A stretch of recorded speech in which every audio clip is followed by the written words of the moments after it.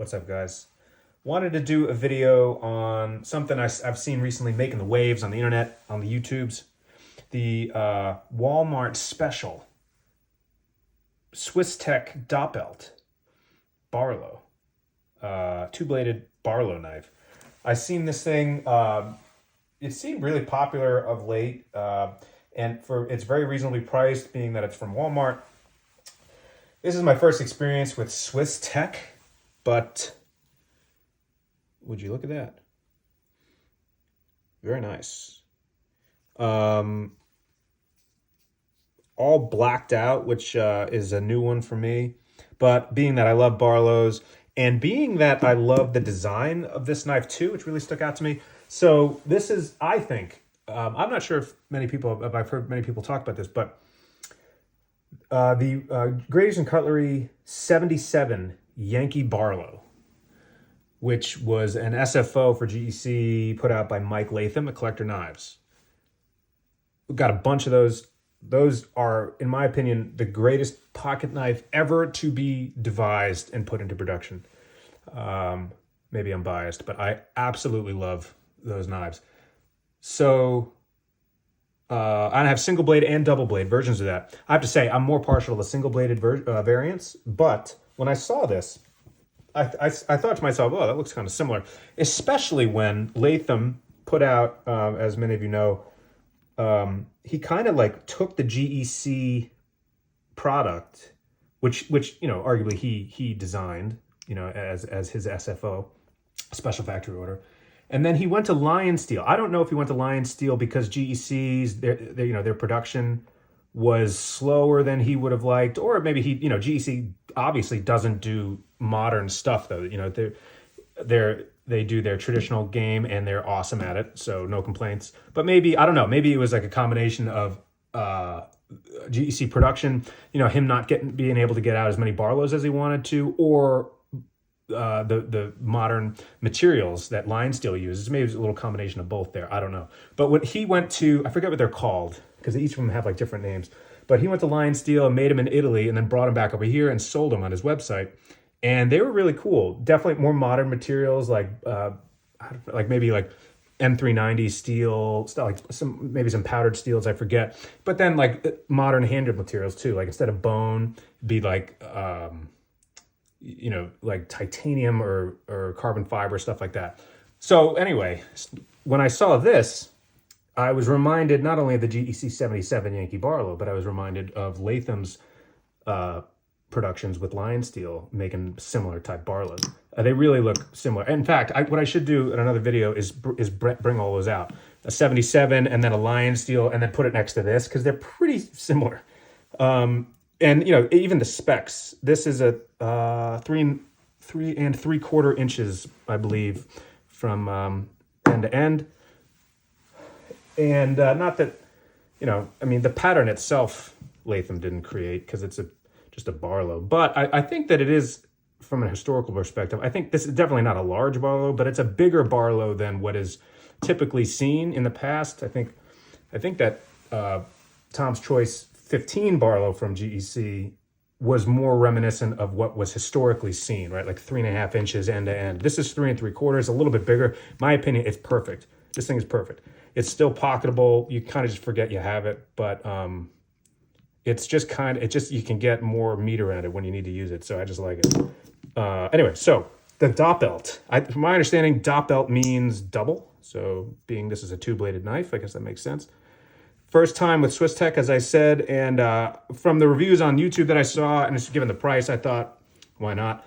And I'm pretty impressed for a couple of reasons. First, the design, as I just went over. Second, this thing is razor sharp. This thing is honestly, I think, somebody's going to hate me, that this is sharper than GEC's that you would get from GEC. Now, obviously, GEC is a better knife, but, just saying, this is definitely sharper. The grinds are arguably better at GEC, though, but these are not bad. I mean, look at that. These are ground with precision. They're thin behind the edge, and they're sharp, and I love that point. Sometimes I'll get a case knife, right? And you will not have that point. The tip will be rounded off. and it's that kind of irks me. So I very much appreciate, this is like a Bowie style clip blade too, which looks really cool. But I appreciate that. This thing's very pointy. Both blades are very sharp, and I dig it. I think it's just, it works. This is all, I think the box says, which I'll show in a second, it's like, it's titanium coated. I don't know if that's like a DLC finish. If it was, I think they would just call it DLC. So, you know, I don't know, this titanium coating, how that will wear in the pocket or on the blade. I think the bolster, they say, is made out of aluminum, but I still think all of it is titanium coated. So it's not like a paint, but it looks a little bit different than a DLC finish, but it's similar though. So I guess that time will tell on that. But we'll see. I dig it. You'll see the walk and talk is good. Good snap. The locks, the lock bars are good, nice and tight. The half stops are lazy.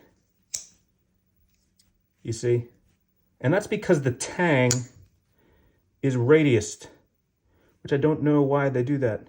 They do that for a smooth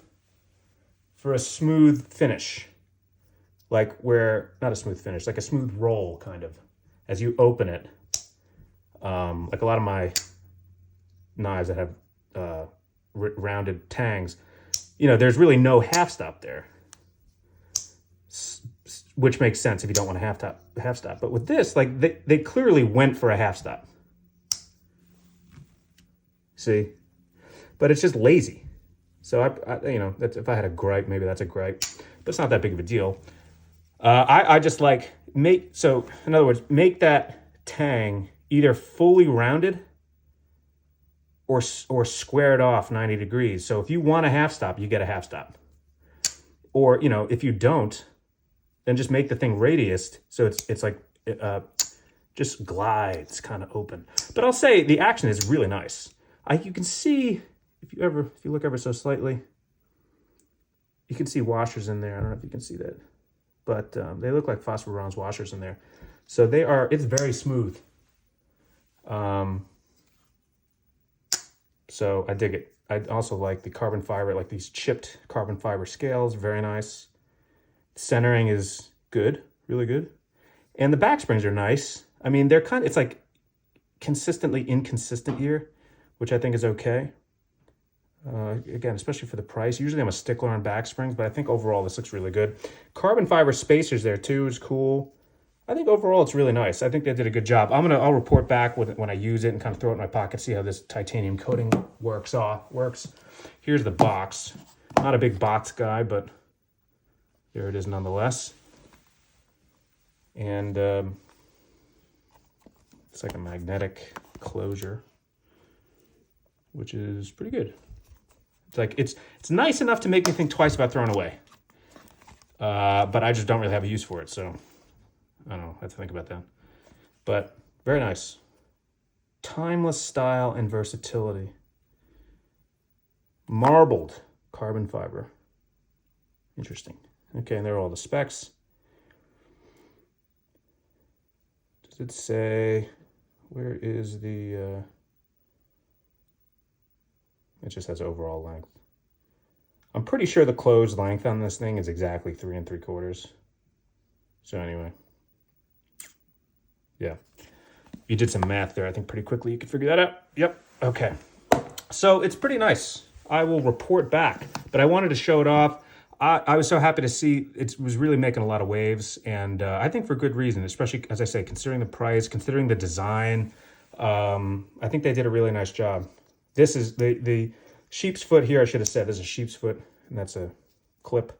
Sheep's foot is pinchable. They have long pulls on both of them. Razor sharp. So really nice. Let me know what you think. Adios.